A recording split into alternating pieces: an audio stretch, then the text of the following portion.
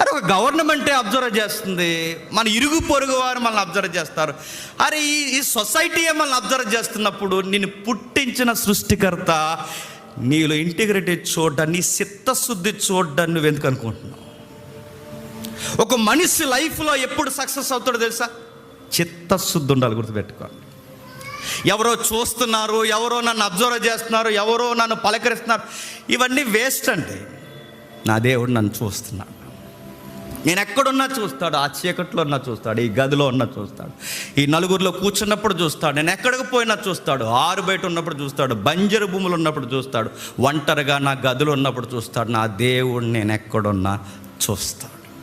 నేను ఆకాశానికి ఎక్కిపోయినా నన్ను చూస్తాడు, పాతాళమంత లోతు దిగినా నన్ను చూస్తాడు. ఆయనకి మరుగైన స్థలం అంటూ ఏది లేదు.